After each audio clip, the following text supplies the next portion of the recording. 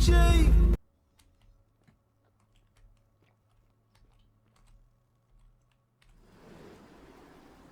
Whee!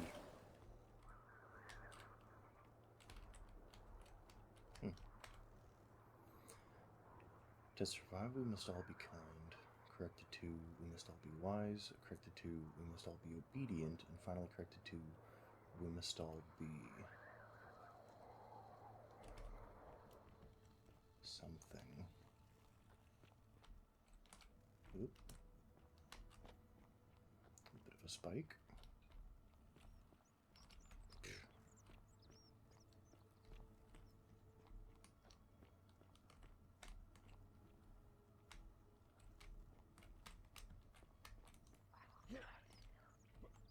Thanks. Thank you.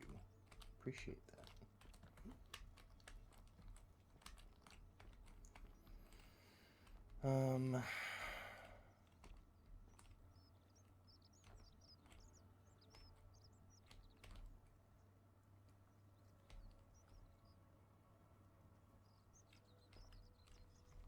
Ah, a fellow traveler from a faraway land. Hello. Greetings, I'm Georgius. It gladdens me to see another foreigner in our midst. We must stick together, you and I. And I must say, my sartorial friend, your clothing is most extraordinary. Leather boots in place of sandals, trousers with precise stitching, and such a curious design. I have traveled distant trade routes from the markets of Damascus to the farms of India, and never have I seen anyone dressed quite like you. Tell me, I must know, from which exotic part of the world do you hail?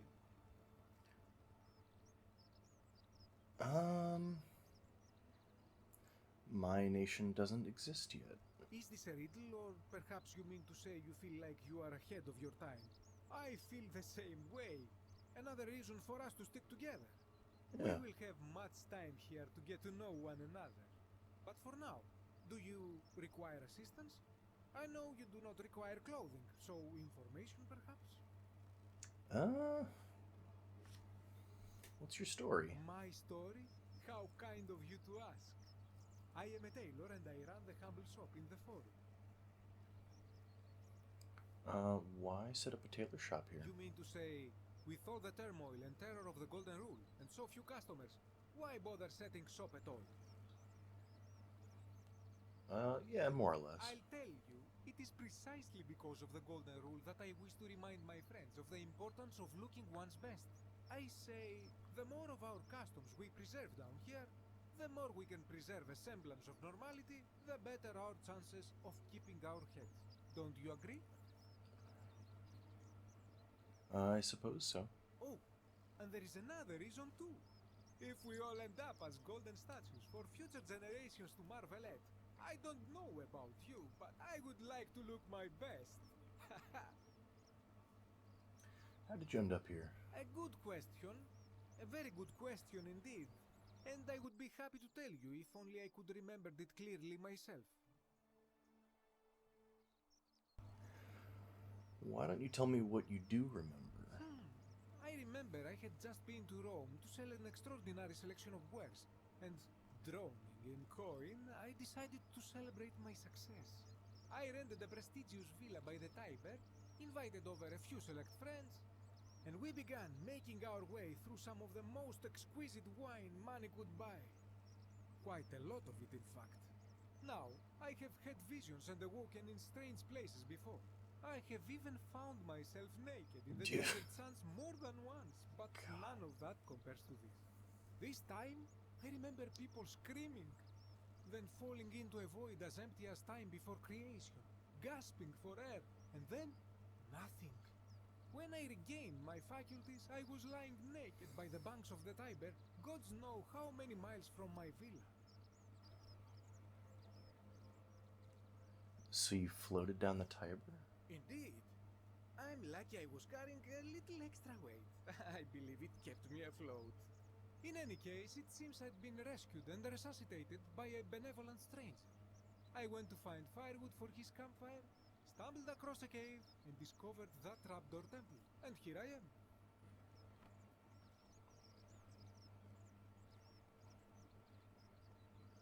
Oh, fuck. Anything you like. Let's talk about something else. Okay, I think some puzzle pieces just fit together for me. Do you know a way out of here? Not so loud. What are you playing at? Sorry, did I say the wrong thing? Have you not been told about the last attempt? The last attempt? Oh, then I suppose this duty falls to me. Ah, it is a long story. I'm not going anywhere. Aha, you are witty. I like that. Of course, the first question any of us asks when we first arrive is, how do I escape? It is only natural after all. And scaling the chasm wall is out of the question, for it is simply too steep and too far. But as they say, if the wind fails, use the oars. And here the second option is to leave the way we came in, through the shaft above the bathhouse. See, the shaft is quite high, but if one gathered up enough wood, one could make a series of ladders and climb one's way out.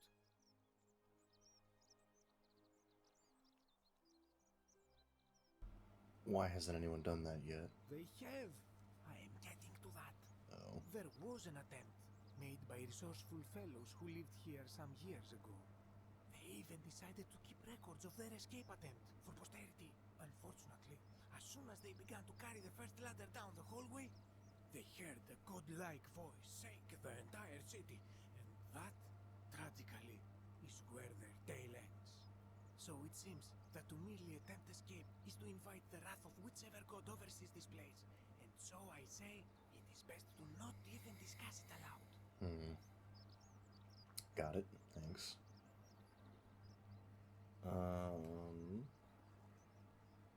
Any idea who's threatening Virgil? This is troubling, is it not? I'm afraid I have no idea. It is ridiculous, though. Virgil is a fine man. But my young friend Fabia confided in me that she saw someone leaving graffiti on his shop front last night.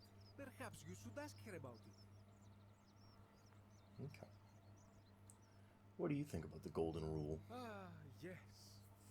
The many shall suffer for the sins of the one. As a Greek, this is nothing new to me. It is how our gods operate. Why do you say that? Have you not heard the tale of the god Hades? He was the first to learn this dreadful lesson when he abducted Persephone and imprisoned her in the underworld. When Demeter, the mother of Persephone, learned of this, she did not punish Hades, the guilty one. Instead, she changed the climate of Earth so that it became hot and dry. Nothing grew. The grain turned to empty husks and the rivers dried up. Innocent people died by the tens of thousands until at last the other gods were forced to act, lest they have no worshippers left. So yes, we know this rule. This has always been the case. The Golden Rule has merely brought it into focus. What can we do about it? If we are to survive, I say we must each heed the simple wisdom of Thales of Miletus, first of the 7 sages of Greece, who said, "Avoid doing what you would blame others for doing." Yeah, I mean, that sounds simple enough. Doesn't it? But it is not enough for us to do this alone. For even if 99% of us adopt this principle, that will never be enough. Sadly, no matter how well we protect ourselves, the life's work of many good people can be undone in the blink of an eye by a single selfish act. I know. I've seen it happen. The voice of experience. I am sorry for your loss, my friend. But on a lighter note, I will say one thing for the Golden Rule.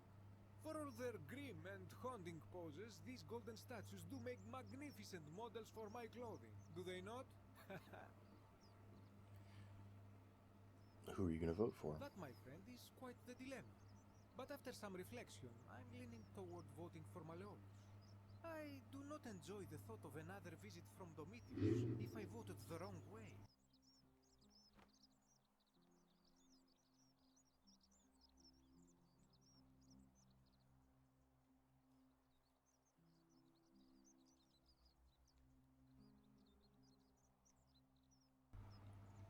Anything I can do to change that? Nothing comes to my mind, my friend. I'll be going now. I hope that our paths cross again soon, my friend. Well, not too soon. I want your friend to die in a pile of rubble. Yep, I'm finding you. Hey, this thing. You. Oh, he looks busy. Maybe I can... Hey, Virgil, how much would you want to make me a bow? For the last time, Dacius, I'm not making you a bow. But why? You know why. But how am I going to defend myself against someone else with a weapon? There are no other weapons in the city.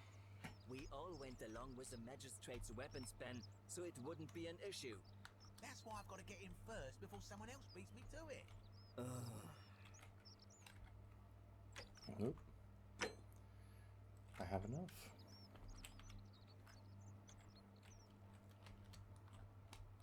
Hey. Salve, stranger. Salve. Welcome to our idyllic little slice of the Empire. I'm Dacius. Yep. I need some silphium resin. Certainly. All I ask is a reasonable price of 1,000 denarii. Oh, so reasonable. Here's 1,000 denarii. You have it. I'm impressed. Damn straight. Hey, I don't need to steal it. Cool. Pleasure doing business. Can I help you with anything else? Nope. Very well. Another time. Goodbye. And now it's time to save a life. Yeah, she's fine. What are you doing in here? Can't you see this woman is dying? She's been poisoned. She needs the resin of a plant called silphium, but that Culus cubulatus Decius won't give it to me. I have silphium resin. Here, take a little. What? Quick, give it here. Yulia, you need to swallow this. Here, let me help you.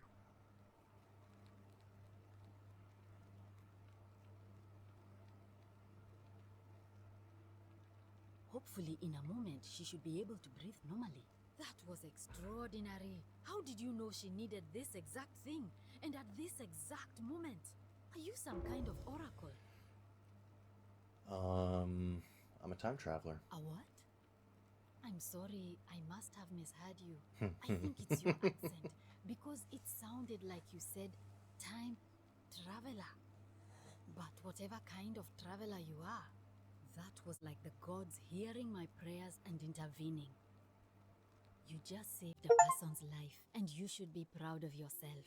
She might even be able to thank you herself in a few moments. And maybe she can tell us who poisoned her, and who she meant when she was muttering about that snake's cruel black eyes. In the meantime, I'm happy to help you with whatever it is you need.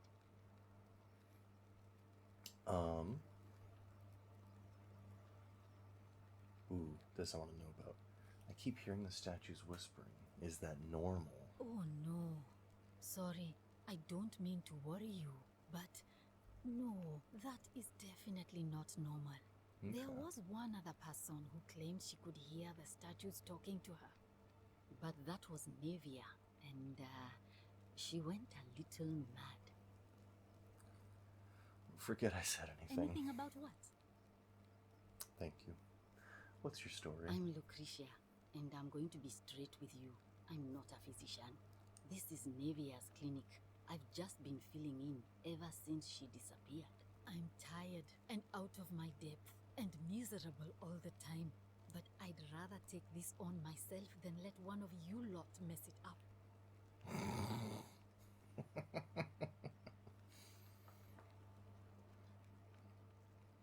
How did you end up here? My husband and I moved to Rome from Caesarea. He embraced the Roman way more than I would have liked, and turned into an awful philanderer. I would have divorced him and demanded the return of my dowry, but I knew he would sooner have me killed than give me my right. So I waited for the right time to take what was mine and disappear. And then the fires came. As he prepared to evacuate our villa, I gathered our most precious belongings, coins and gemstones, and the moment his back was turned, I ran. I could barely see for the smoke, and the streets were full of people trampling each other. I ran for the river, like everyone else, and leapt in. The next thing I remember, I was waking up on a riverbank, not far from here. Mm-hmm. I'm sorry to hear that. It's all right. Say what you will about this place.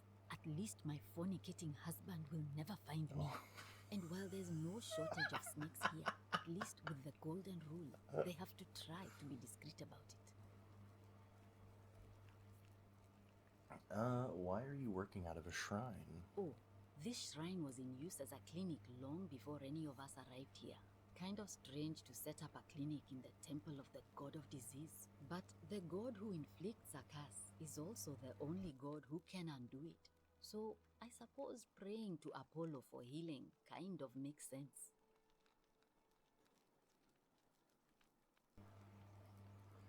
Tell me more about Navia. Well, she used to run the clinic. She was a midwife, not a physician, but she was the closest thing we had down here. And she was good, too, until she suddenly lost all interest in us. One day she told me she'd made some profound discovery about the golden statues. This changes everything, she kept saying, but I had no idea what she was talking about. The last time I saw her, the last time any of us saw her, she was muttering to the statues, like she could talk to them. And then she shut herself in the palace, barred the door from the inside. And nobody's seen her since. She's been gone so long now, we figure she's either dead or up to something so strange that she doesn't want anyone else to know about it. But I really wish I could reach her, because that's the only hope I have of solving a troubling problem, a real thorn in the paw situation. One of my patients is suffering from terrible rheumatism. His joints are inflamed and he's in constant pain. Who? I really shouldn't say. He wouldn't like it. And he's a little bit scary. He's become so irritable that the smallest things set him off. And I worry he'll end up losing his temper and lashing out. And you know what that means. I just know Navia would know how to treat him, assuming she's still alive. But nobody seems to know how to get into the palace. Yeah. I'll see what I can do. Thanks, I suppose. Rheumatism. Well, can we talk about Yulia? Sure. What do you want to know? Do you think she was poisoned or was it self-inflicted? Do you really want to know? I mean, if somebody poisoned her, then surely they would have broken the golden rule, and so maybe it's best we don't discuss it. Let's talk about something Gladly. else. I'll be going now. That's a shame. Thanks again for saving Yulia's life. Apollo smiles upon you. Yeah, he does.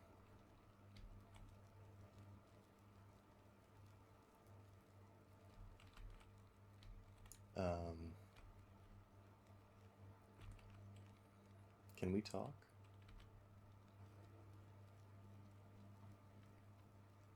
Oh, it's you.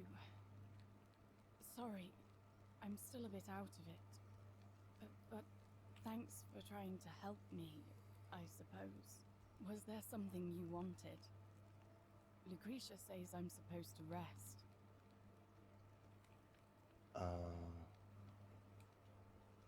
Can I ask what happened to you? As much as I'm grateful that you tried to help me, it's just not safe for me to talk about it. Please, no more questions. Okay. Are you worried about the golden rule? The golden rule. That's the least of my worries. The gods may be cruel, but Malleolus and Claudia are far crueler. Is that who poisoned you? Please, just leave me alone. I don't want to talk about it. Okay, let's talk about something else. Thank you. What's your story? You mean my life story?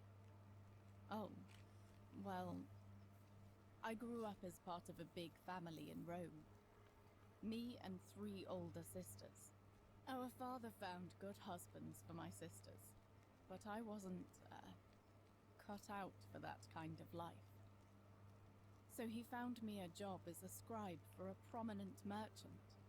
It was a good life for a while. Until 7 months ago when the fires came. My colleagues and I worked desperately to try to protect our warehouse. We must have had 100 workers passing buckets of water, chanting prayers to Vulcan, but they fell on deaf ears. The fire was relentless and it claimed everything and everyone. Well, almost everyone. My employer told me to grab what valuables I could and flee for the Tiber with the crowds. I remember diving into the river and then... the next thing I knew, I was waking up on the riverbank not far from here. Uh-huh. I'm sorry to hear that. And someone pulled you out of the water? Thank you. But to be honest, sometimes I think dying in that fire might have been a blessing, given what's happened since.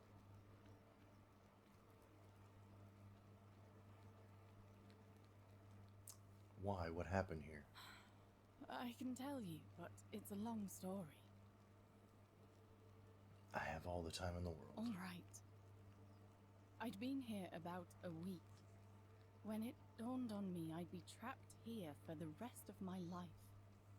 I could hardly breathe and I knew I had to get out somehow. So when my new friend Aurelia offered me a secret way out, I would have done anything.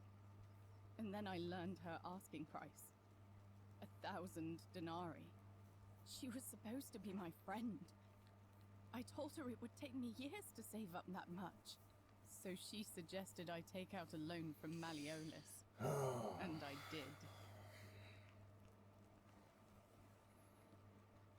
Thinking you'd be out of here before you ever had to pay back the loan? I'm not proud of it, but yes. I was surprised he agreed to it, to be honest. But I was so happy to have the money I didn't question it. I had to sign an agreement, saying I'd work off the debt over 30 years. But I figured I'd be out of here so soon it wouldn't matter. I paid Aurelia, and she gave me her so-called way out. Do you want to know what it was? Hemlock. Oh, no. Drink this, she said, and you'll be out of here in no time. Of course, I demanded my money back, but she refused. She pointed to a sign on her tavern saying, "Let the buyer beware." Then she just looked at me with those cruel black eyes and she laughed. She immediately told Malleolus I'd tried to escape without paying him back. Only, he didn't seem upset or surprised at all. In fact, he just thanked her. And that's when I realized the two of them had planned the whole thing from the beginning. Surely that would have broken the golden rule. That's what I said to the magistrate. I went to Sentius and begged for help, but he said the law was clear. I'd signed over my labor for 30 years and there was nothing he could do. I thought about resisting too. But Malleolus said if I didn't submit, I'd break the golden rule.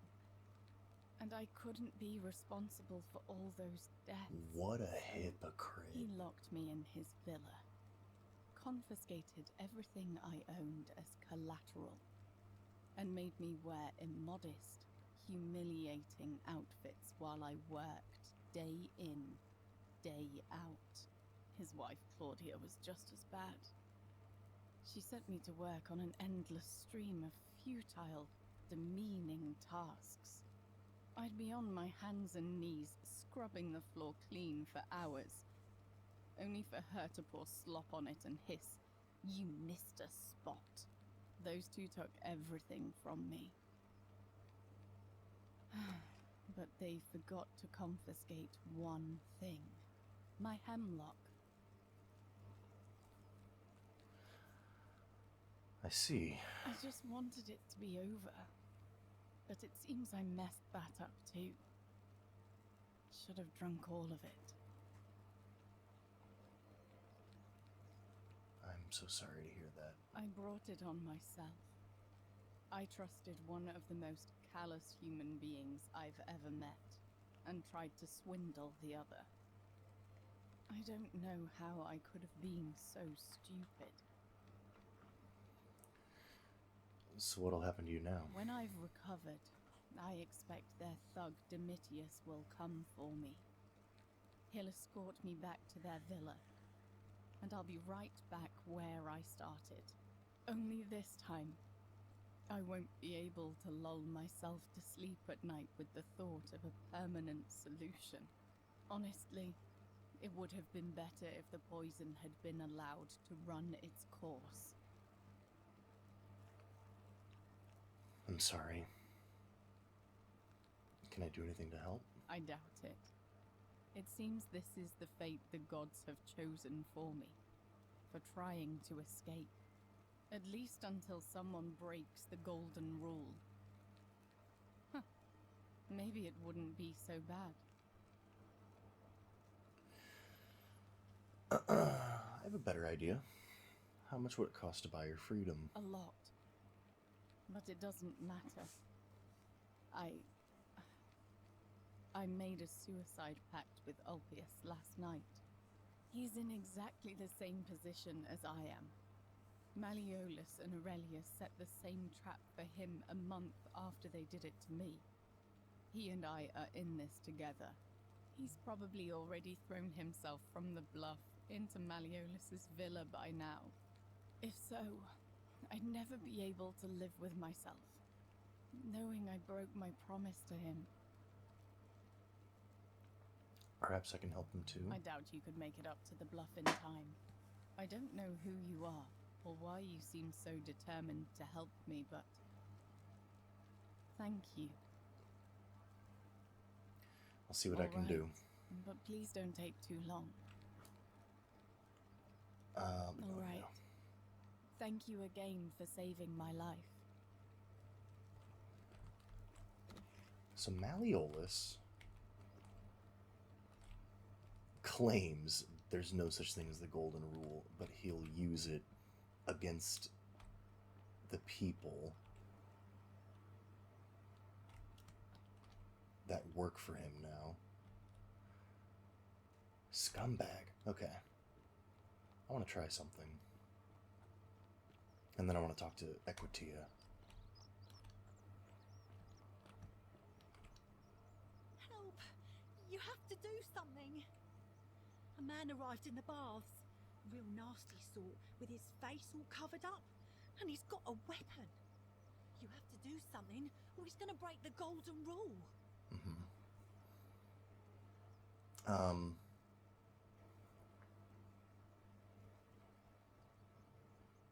I'll get right on it. Thank you. He's still in there, somewhere. I have to hide. Find me in this empty shrine when it's over. No. No. Do not go in there. What? Why? Just trust me. All right, fine. Come and find me in my bakery instead. Please be careful. Oh, hey. Good luck, Fabia. I have an idea.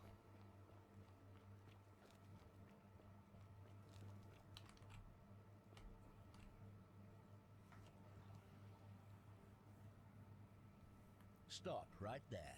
I'm looking for Tiberius Quinctius Crispus, otherwise known as Quinctius. Do you know where he is? Yes. Yes. Yes, I saw him worshipping in a small round shrine just inside the city. Second building on your left. Thank you. For your service to the Empire, I'll let you live for now, but you'd best make sure our paths don't cross again. They won't.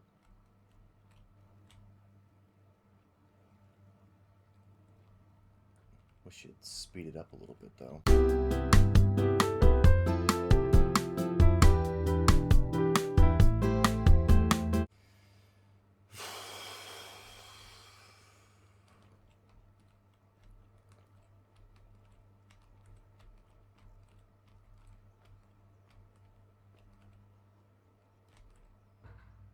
Filthy, lying degenerate. Yeah.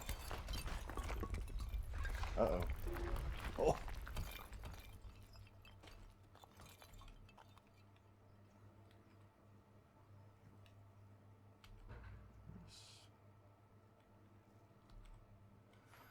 By order of Emperor Nero, all loyal sons of Rome are ordered to hunt and execute the arsonist and murderer Tiberius Quinctius Crispus, a citizen from the Aventine district of Rome. He's about 40 to 50 years old. He is average height, average build, has dark hair, and has one green eye and one blue eye. He's typically clean-shaven. He is a known associate of cultists and suffers from delusions of grandeur. Yes. Yes, yes, yes. And 1 denarius. So...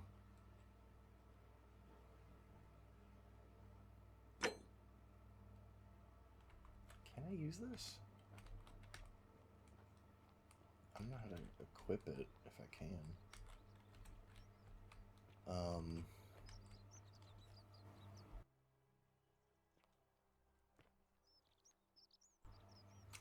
Where's... Oh. You there. I'm sorry to trouble you, but I Uh-oh. couldn't help but notice that fine bow you're carrying. Yeah. No idea how you managed to get your hands on it, especially in the light of our dear old magistrate's ban, but I'm impressed. And before you ask, no, I wouldn't dream of trying to buy it from you. I have no use for a wooden bow myself. Mm-hmm. But I would like to propose a joint business venture of sorts. Go on. Tell me, do you have any idea how people here end up as golden statues?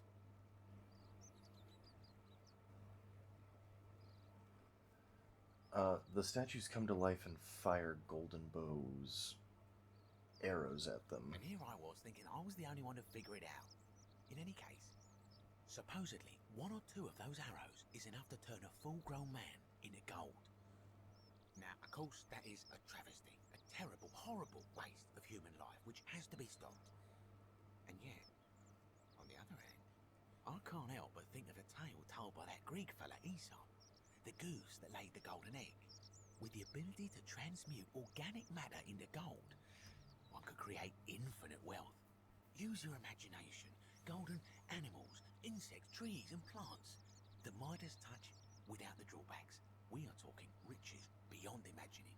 And even if we were to split all those riches between the 2 of us, half of infinite wealth is still infinite. Interested? I think the golden goose is meant to be a cautionary tale. Look, I might have skimmed over that one, but don't be so pedantic. Are you interested or not? I'm interested. Excellent. So the first question is, how do we get our hands on one of those golden bows? Now, I have a plan. But first, tell me, are you familiar with the story of the goddess Diana? Yeah, she's part of the Justice League. Not No really. problem. Allow me to explain. Diana is our goddess of the hunt, the moon, and the underworld, depending on who you ask. The one thing priests and poets agree on is that she carried with her a golden bow and a quiver of golden arrows. And it just so happens that there is a shrine of Diana in this very forum, with a prominent statue of the goddess herself. And would you like to guess what she's holding in her hand? A golden bow? Precisely. I can't tell you how many hours I've spent in that temple staring at it, trying to figure out how to retrieve it without breaking you-know-what. But you want me to steal it? Oh, gods no! If you tried that, we'd all be dead within moments, I'm sure. No, here's what I propose. You give your bow to me, I cover it in a thin layer of gold leaf, and we create a replica of a golden bow. Then you enter the shrine, extinguish the braziers and under cover of darkness, swap out the fake for the original. It's not theft exactly, it's more of a trade. But make no mistake, this is a dangerous path, and there's no way of knowing where it will lead. But in my experience, all the best adventures begin with a risky first step. Now, you must have questions. Ask away.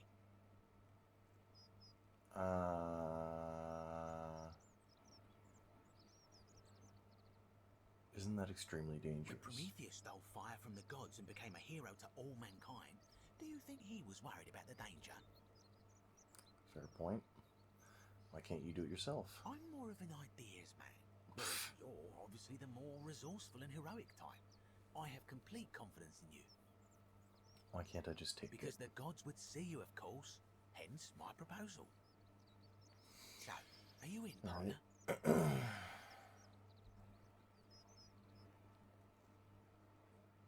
Whew. Isn't the great temple majestic? I'm gonna pass. Maybe a different Are timeline. you sure? Last chance. What? On second thought, maybe I will do it. Wonderful. Now, if you'll hand over your Jesus. bow, I can get started applying a layer of gold leaf. This is a quality weapon. Now, bear with me for a moment. And here we are. I hate that A I listen to the gold leaf voices in bow. my head.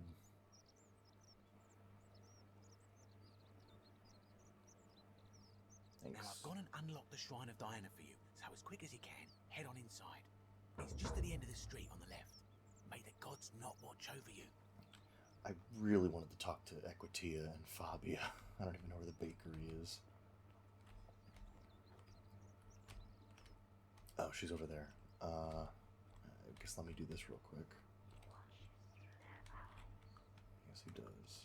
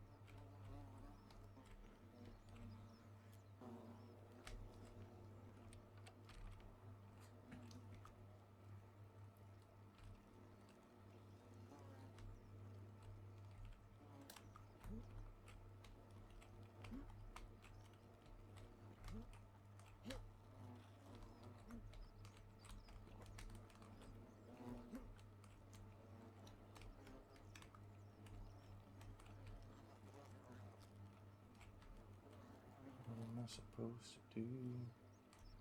I don't actually know.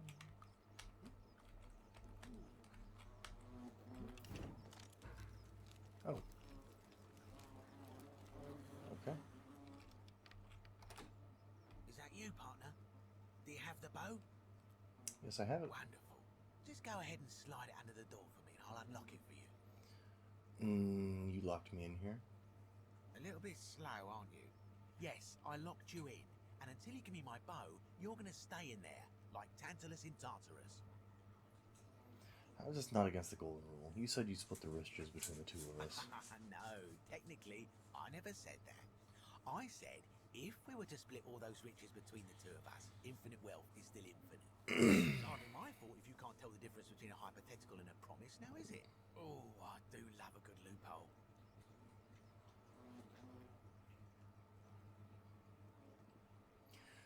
How can I trust you after you've double-crossed me like this? You're just going to have to take your chances, I'm afraid.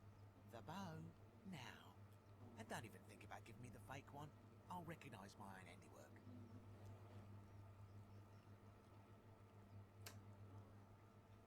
Even if I gave it to you, you'd probably just leave me in here. Forget it.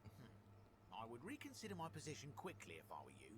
I'm not sure if you noticed, but you're stuck in there with a hornet's nest, and they can be rather aggressive toward intruders. You Some say it takes 27 hornet stings to kill a man. But I always wondered how anyone could have known that. Let's find out if they were right, shall we?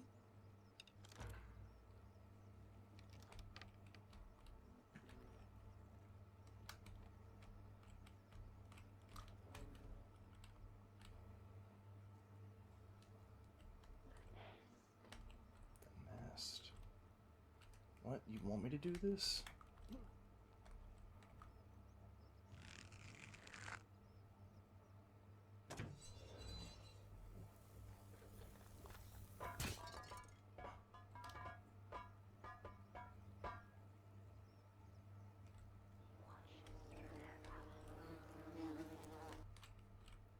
Oh.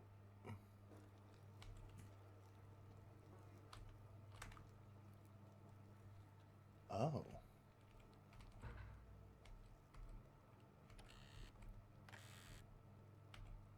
Huh. Find a way to return to the city.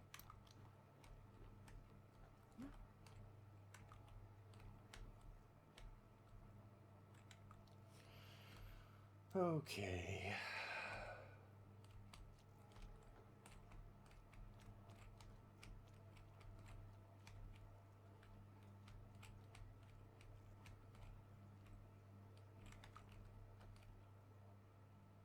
Sick bow, though. Nice.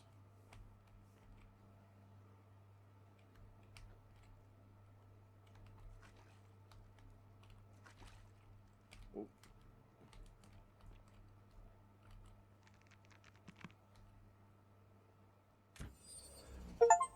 No. That's cool. Okay. Whoops. Oh.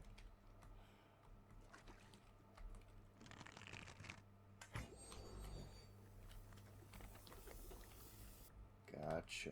Okay.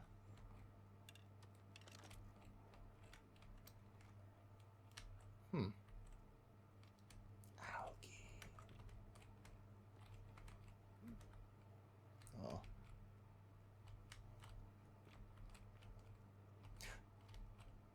Nevia's journal. My beloved Galatea, I write this so that one day, when we're finally together, you will understand what I've done and why I had to do it. The others will call me mad or a monster, but I don't care what they think. Everything I'm doing here, I'm doing for you. I'll start at the beginning. Soon after my arrival here, as I walked down a corridor lined with golden statues, I thought I heard a whisper behind me, a rasp of air, as if vocal cords of metal strained to say a word or two. I tried to dismiss the idea, tried to concentrate on my work as the city's medic, but that tortured whisper haunted me. Weeks later, in the hallway to the bathhouse, I heard it again and found myself drawn to the statue of a Roman woman wearing a stola. Her face was contorted with anguish and fear, and, disturbingly, it was as if she was looking right at me. As I walked past her, I heard that strained whisper again, and turning back, I discovered that, even though I had moved, she was still looking right into my soul. That was when it dawned on me. This was no statue. This was a woman trapped within that golden prison. Naturally, I told the others, but when I could not reproduce the results of my experiment, they would not believe me. But from that moment on, I knew the full horror of this place. Immobilized within these statues are living human beings. It was that day, my love, that my heart broke.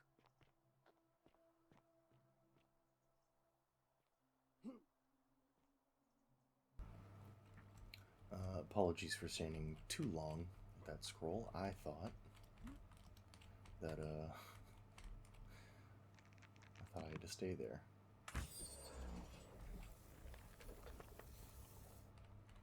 I didn't realize there was a text bubble at the bottom right saying I could just walk around. What happens if I shoot a statue?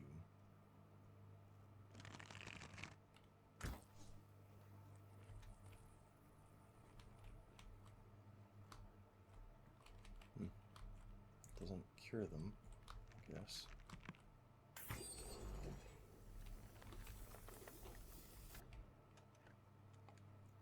Yo!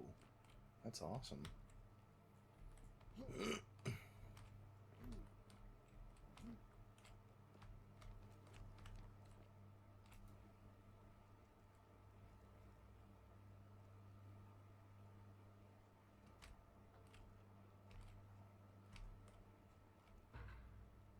Oh.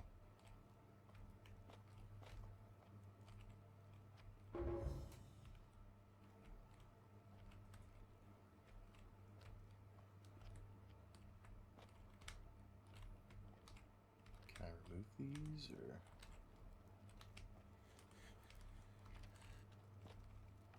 Old chest. Yep, arrows. I need those.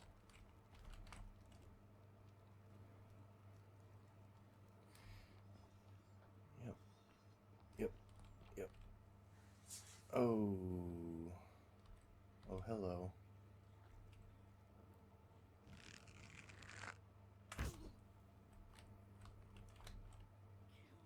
No! That didn't work.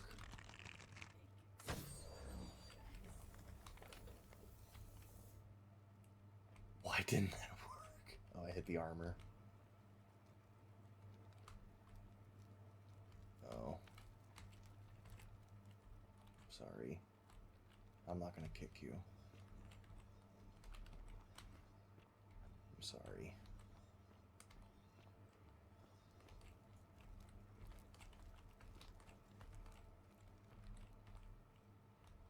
Alright, but, you know, could have been worse.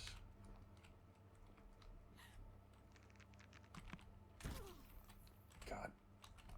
I don't think I hit her.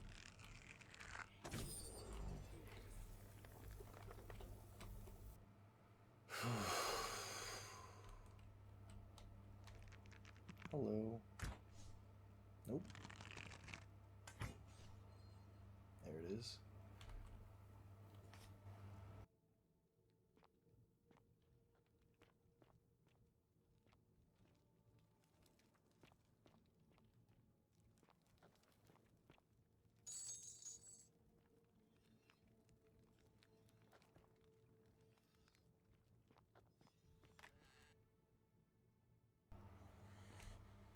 This bow is sick.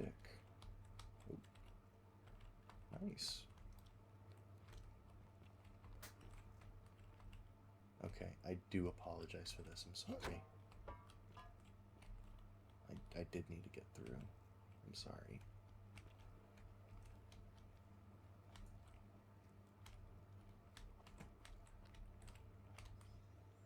Yep. You're not supposed to be here. Oh.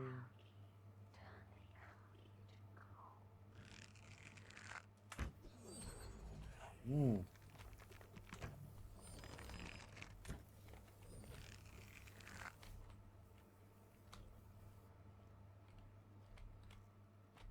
Oh. You saved me. Thank you. Voice inside my head.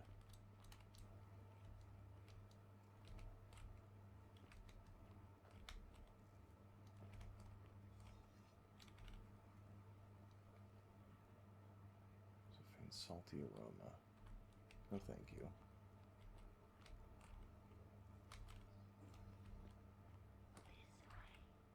This way. Okay. Let me explore a little bit more. If I can. I guess there's not much else. Okay. Yep.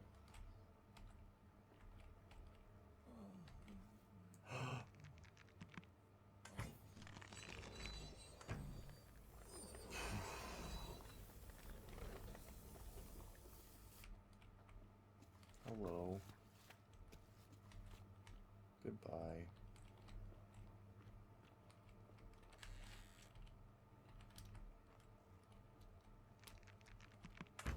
Oh.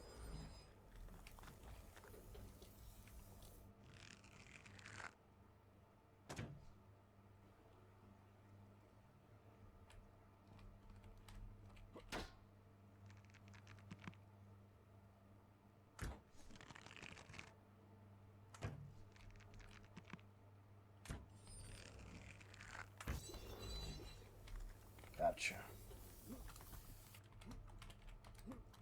Is that all that's up there? Oh, okay. Excuse me. Pardon me. Very sorry.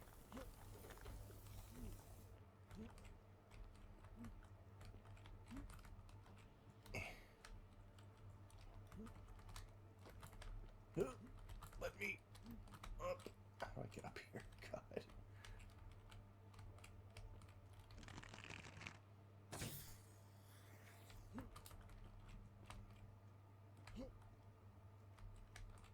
Do I have to? Did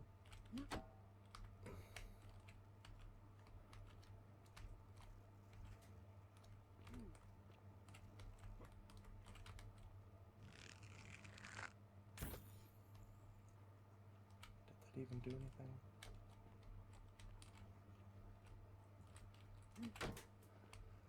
Can I move you?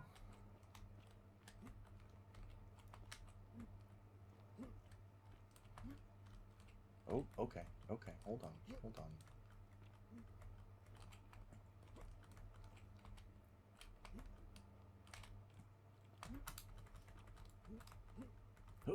Why can't I get up there? God.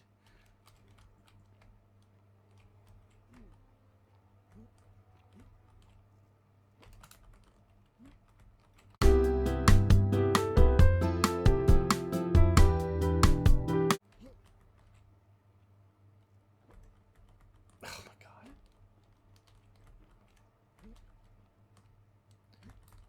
Oh, come on. Why?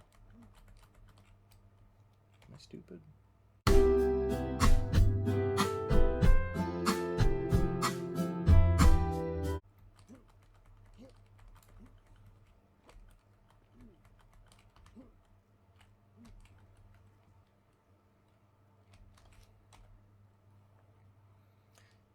Okay, I need a second to figure this out.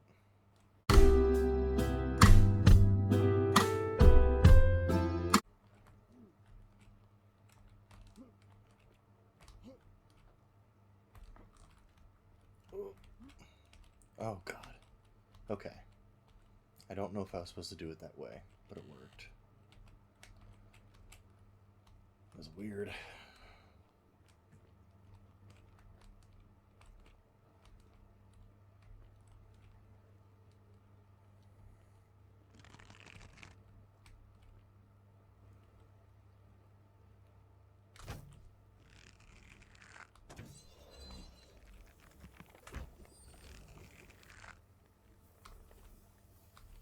Oh, can you not get by? Oh.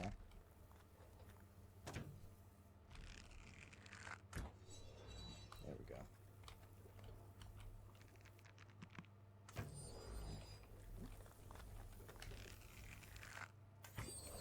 Good.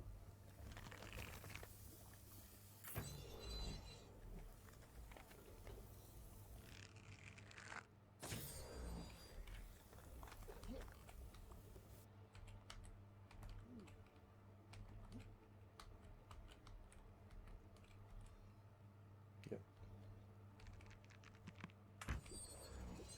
Now hold on. What are you doing?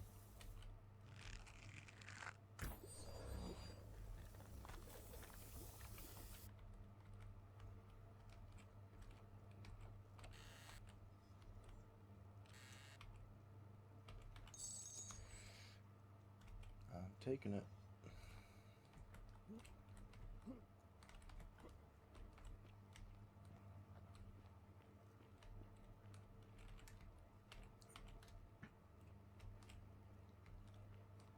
A lot of peeled statues here.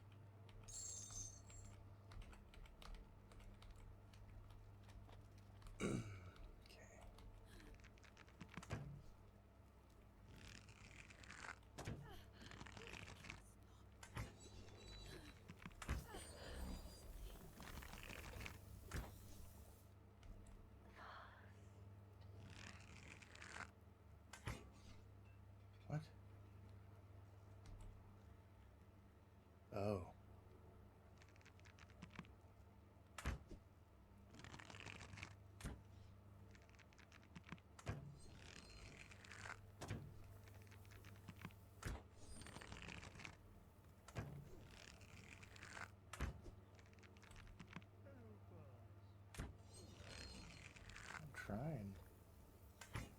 There we go.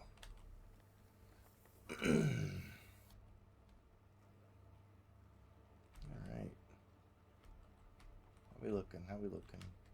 Doing good?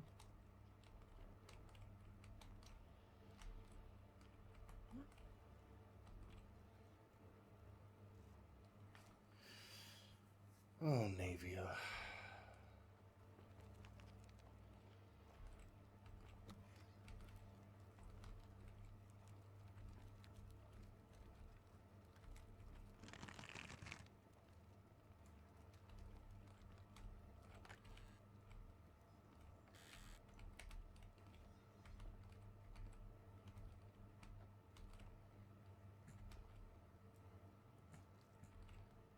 I'll take that.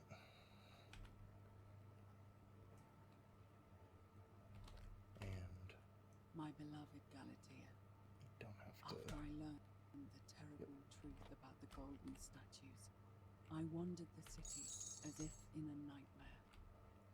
What must life be like for these poor souls, entombed in gold, but kept alive somehow? Trapped in their own personal Tartarus, consigned to eternal torment, too horrific for any sane mind to comprehend. I tried to offer them what small mercies I could. I began to talk to them, to keep them company. I'd imagine backstories for them, give them names, and tell them of the world, of the histories and stories I'd learned as a child. As the others became more concerned by my charity, I sought solitude from them, preferring the company of my tormented charges.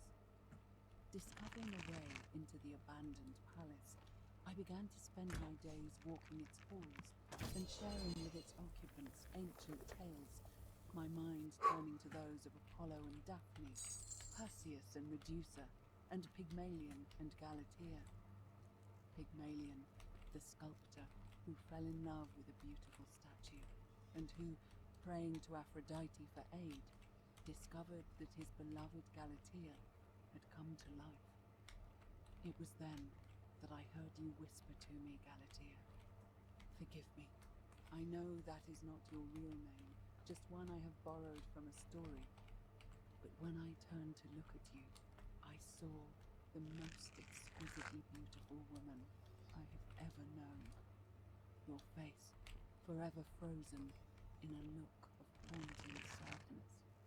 Our meeting gave me a new purpose, to free you from your golden prison, so that I might one day hear you speak, not just whisper your true name to me. So I gathered tools for the long and difficult task ahead, barred the doors to this place, and set to work.